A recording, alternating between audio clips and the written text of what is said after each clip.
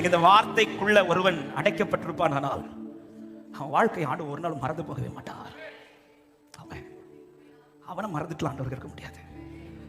சமுத்திரத்துக்கு முன்பாக இஸ்ரவேல் ஜனங்கள் முறுமுறுத்து புலம்பிக் கொண்டிருக்கும் போது மோசே சொல்வார், நீங்கள் நின்று கொண்டு கர்த்தர் உங்களுக்கு செய்யும் ரட்சிப்பை பாருங்கள். என்ன செய்ய போறான்னு மோசேக்கு தெரியாது. எல்லாருக்கும் முன்னாடி தைரியமா வார்த்தையை சொல்லிட்டார். சொல்லிட்டு ஆண்டவர் கிட்ட திரும்ப ஆண்டவர் சொல்றாரு, எதுக்கு முறையிடுறார்? அங்க மோசே முறையிட்டாரா, விசுவாசத்தை அறிக்கை பண்ணாரா? ஹலோ, ஜனங்கள்ட்ட என்ன சொல்ற? நீங்கள் நின்று கொண்டு, இது முறையிடுறதா அறிக்கையா? அப்ப ஆண்டவர் என்ன சொல்லிருக்கணும்? பரவாயில்லப்பா, விசுவாசத்தை நல்லா அறிக்கை பண்ணிருக்க. இப்படி சொல்றதுக்கு பதில் ஆண்டவர் சொல்ற, நீ ஏன் முறையிட்டு மத்தவங்க கிட்ட சொல்லிடுவோம் வந்துட்டு ஆண்டவரை எப்படியாவது. இருதயத்துல மோசைக்கு பயந்தா சொல்லிட்டாரு, இனி எங்க வழி தரகும்? அப்பதான் ஆண்டவர் என்ன சொல்றாருன்னா, உன் கையில் இருக்கிற கோலை கொண்டு இந்த சமுத்திரத்தை பிளந்து விடுன்றார். இப்ப மோசை கோலை எடுத்துட்டு போறார். கோல் கர்த்தருடைய வார்த்தை அடையாளம். வார்த்தையை ஓடு பிடிச்சு நிற்கிறான்.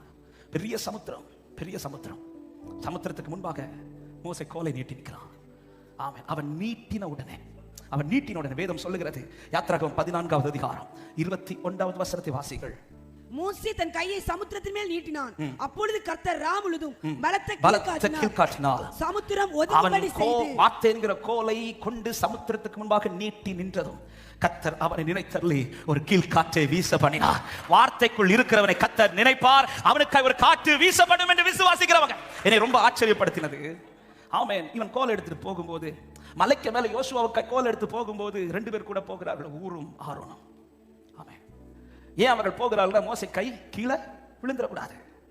ஆனா இப்பொழுது சமுத்திரத்துக்கு முன்பாக இவன் கோலை நீட்ட போகும்போது கூட யாருமே, இதுதான் அடைபட்டவனுடைய ஒரிஜினல். வார்த்தைக்குள்ள அடைபட்டவன் கூட யாரும் இருக்க மாட்டாங்க. வார்த்தைக்குள் அடைபட்டவன் தனியா தான் ஃபேஸ் பண்ணணும். வார்த்தைக்குள் அடைபட்டவன் அத்தனை காரியங்களை தனியா தான் ஃபேஸ் பண்ணணும். ஆனா ஒரு சந்தோஷமான செய்தியை சொல்ல வருகிறேன். அவன் அங்கே அவன் கை தளரும் போதும் கர்த்தர் உடனே எல்லாம் ஜெயத்தை கொடுக்கல. ஏன்னா தூக்குறதுக்கு 2 பேர் இருக்கிறாங்க. ஆனா இங்க மோசே கை தூக்குன உடனே காற்று வீசி சமுத்திரம் ஒதுங்குது. ஆண்டவருக்கு தெரியும் இப்ப மோசே கூட யாரும் இல்லை என்று. அவன் ஏன் இந்த வார்த்தையை சொல்லுகிறேன்னா, மோசே அவன் நீ தனியா கர்த்தருடைய வார்த்தை பிடித்துக் கொண்டு அடைப்பட்ட சூழ்நிலை நீ கோலை பிடிச்சிட்டு நிப்பேனா, உன் கை தளர்றதுக்கு முன்னாடி கர்த்தர் ஒரு காற்றை உனக்காய் வீச பண்ணுவா. நீ தளர்ந்து போகிறதுக்கு முன்பாக உனக்கு முன்பாய் வழி திறக்கும் என்று விசுவாசிக்கிற உள்ளங்கள் நல்ல கைகளை தட்டி, உன் கை தளர்வதற்கு முன்பாக அவருக்கு தெரியும் இங்க மோசேக்கு கை பிடிச்சு நிக்கிறதுக்கு சப்போர்ட் ஆள் கிடையாது. அவருக்கு தெரியும் இந்த வார்த்தைக்குள் இருக்கிறவனுக்கு உதவி செய்கிறதுக்கு யாரும் கிடையாது. ஆமென். ஏன் இந்த வார்த்தை நீ தளர்ந்து போறதுக்கு முன்னாடி, நீ மனம் தளர்றதுக்கு முன்னாடி, மனம் பதறுகிறவளை பார்த்து கர்த்தர் சொல்லுகிற வார்த்தை இதோ உன் வாழ்க்கையில கர்த்தர் மகிமை வெளிப்படுத்துவா. நம்புற தேவ பிள்ளைங்க விசுவாசத்தோட ஹalleluya.